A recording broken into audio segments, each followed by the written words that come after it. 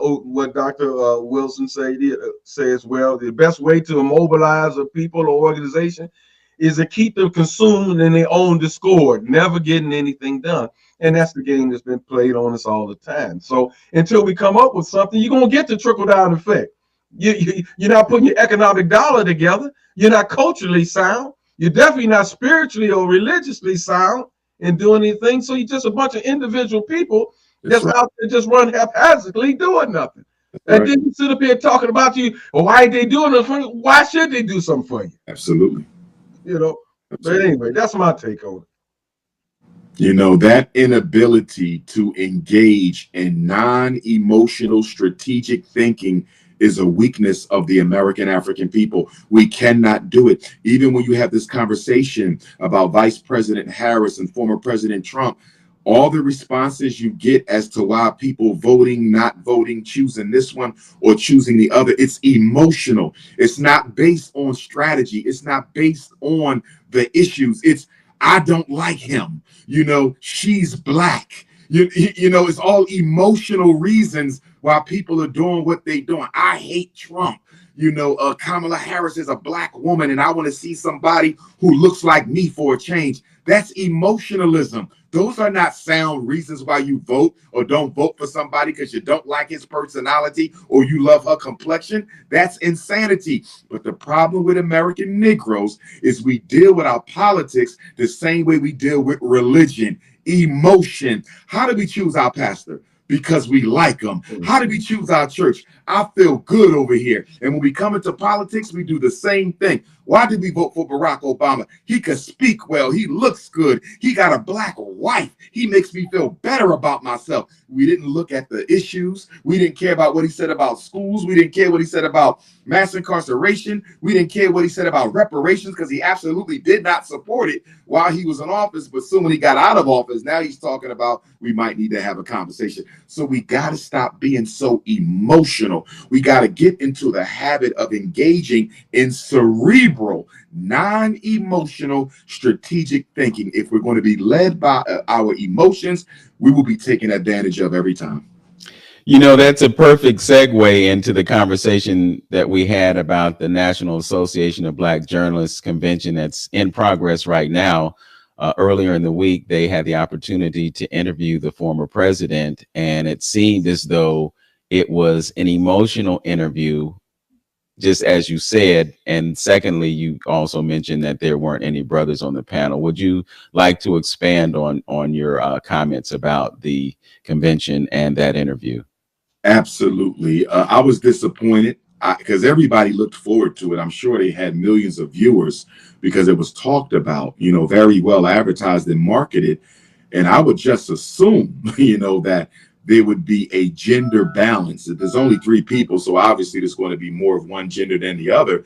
But you could have at least had a brother up there to articulate issues that affect Black men, and for sisters who often talk about the fact that their voice is not heard amongst, a plethora of Black male leaders. I thought they would have been sensitive enough to not engage, in that same sort of biased behavior. But that's exactly what they did. No Black men, no Black male issues raised. They really didn't raise a lot of critical issues for the Black community. To me, it looked much like a Kamala Harris Defense Committee whose job was to simply make, President Trump look like an idiot, which he doesn't need a lot of, help doing. But my thing is talk about the critical issues. I'll give you one. Donald Trump kept talking about Black jobs, in his debate with President Biden a few weeks ago. Well, if Donald Trump wants to bring up the fact that Joe Biden is giving Black jobs to the migrants, and he is, given the fact that Donald Trump comes from a corporate background, why don't you ask him about building some industries in the Black community, using his corporate relationships to bring some factories and industries into Black America to give our people some livable wage jobs so they don't have to engage in petty crime on the streets? That would have been a good question for Donald Trump. What industries are you going to bring to Black America? What are you going to do about the school system? What are your plans for criminal justice overhaul? What are you going to do to target gentrification? None of the major issues affecting the American African people were addressed by those three sisters. And I respect them and I love them, but I really believe that it was a missed opportunity, once again, wasted on emotionalism in defense of the Democratic Party platform, as opposed to an advocacy experiment that looks out for Black people. Well, you know, it's interesting. One of your dear brothers, one of your favorite journalists on the planet, Brother Roland Martin, had a front row seat. And after the fact, he did an analysis of the situation, and he talked about all the things that you just mentioned that should have been talked about. Perhaps he should have been on that panel. The 45 would not have been able to respond the same way that he did to those sisters. I agree. I think the other thing is it's really questionable as to whether or not he should have even been invited to that party. Because it's my perspective that a much more valuable use could have been made of the moments that they spent with him talking about other things. Absolutely. Let me ask you this. I heard that they originally extended the invitation to Vice President Harris and she declined it. Is there any truth to that? I was told that it should have been Kamala Harris in that seat and not Trump, but she declined the invite. Yeah, I'm not aware of why she declined the invite. I do believe that she was invited, and I can verify this because I'm, in all transparency, I'm a member of the National Association of Black Journalists. But I just think that she could have been there, perhaps virtually, if she couldn't make it in person. There were some things, and we really needed to hear from her because we already know what his policies are. Absolutely. He's clear. He's unapologetic. Right. So we really need to hear from her in terms of her positions on things like immigration, things like central bank digital currency and cryptocurrency. And I'll just, not to harp on that subject, but I do think that there is some, I guess, movement in Democrats accepting it. You know, you've got folks like Maxine Waters and Elizabeth Warren, who traditionally have been against cryptocurrency, and they've got their feet planted in the sand about that. But if they want to win this election, they're going to have to make a pivot, because people, as I said before, are becoming more aware of it and need to become more aware of the implications of it, and the fact that if we don't understand what's going on, it's going to be used as a weapon against us, as it already has been. Absolutely. Yes. So what are some of the other issues that you see as being important in this election, and ways that our folk can come out on top if Democrats get their way? Hey Vince, it may be a good piece too of what we talked about a month ago. I would like to hear what Umar's take is on the Project 2025. Oh yes. Yes. You know, with the 2025, when I go down that list, I honestly believe a lot of those agenda items are already being introduced to some level or other. In fact, some of them have even been championed by Democrats as well. You know, when I look at the Social Security issue, there are Democrats who also want to do away, you know, with the Social Security. You know, so I when I look at it, I say, yes, these are problem issues. They clearly are. But these aren't new issues, though. You know, it just looks like they basically collected all the things that they've been trying to work on over the past 2 or 3 presidential administrations and put them on the list. But the thing they started that since 1970 something. They said they started. It reminded me of Newt Gingrich. Remember his contract on America back in the 1990s? That's the first thing that came to my mind was Newt Gingrich's contract on America. So they come up with these things from time to time, and they are problematic. But here's my question to Black folks, because everybody's talking about the Project 2025.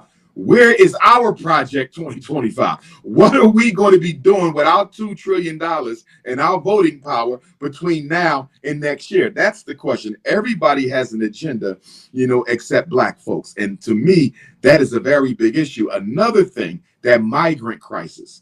that migrant crisis is a big deal because they are purging our people out of Chicago and New York. I mean, to be in a city where you have that many homeless people in Chicago and New York, and to watch people who are not even citizens be given credit cards, to be given child care, to be given free housing above and beyond Black veterans who actually served in Vietnam, served in the Gulf War. They're on the street begging for food, sleeping under tents. And you got folks who just crossed the border a few weeks ago being put up in 4- and 5-star hotels in Chicago. Public schools that they said they could not afford to operate for Black children, they have reopened and are not only operating these schools for migrant children, but turning the upper floors into apartments for the families to live in, whereas the children can just go downstairs in the morning and go to school. The way that they are rolling out the red carpet for the migrants, I think it's crystal clear,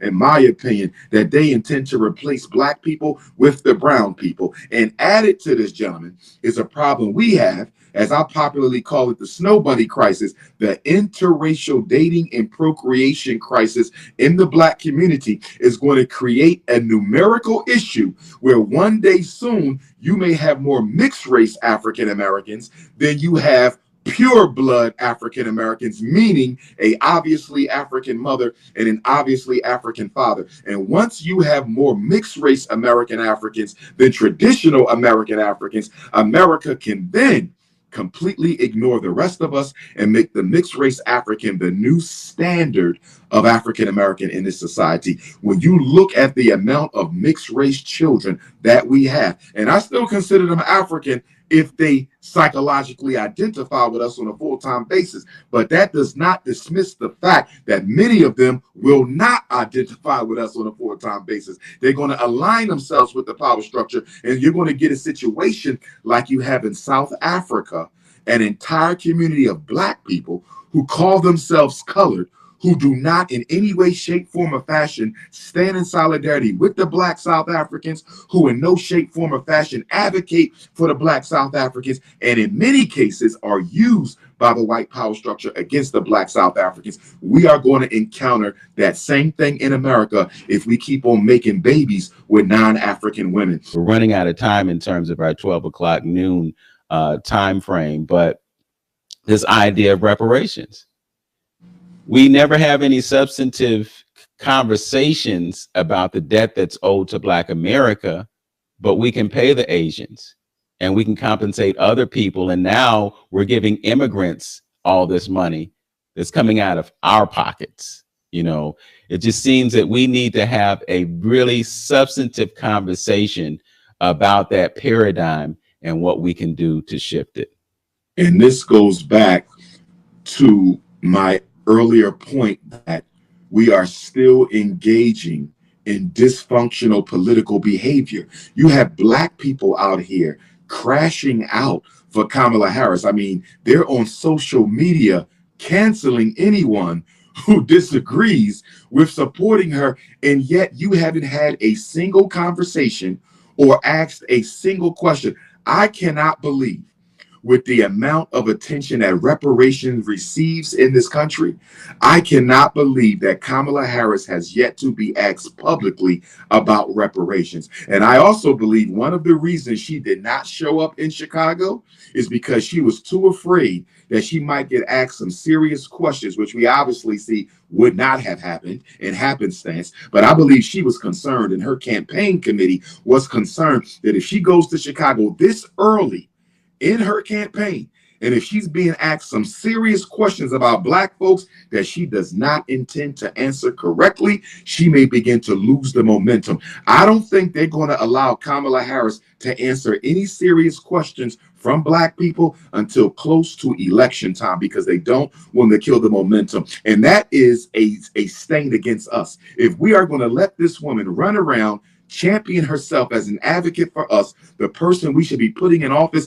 and give her no questions at all, especially after what Barack Obama did for 8 years of ignoring Black people, then at the end of the day, you know, as Brother Hamtonio said, the joke is on us. Like, why would anybody pay you any attention? Why would I do anything for Black people if I'm going to get voted in without even having a conversation with Black people? Obama did it, and now Kamala is going to do it.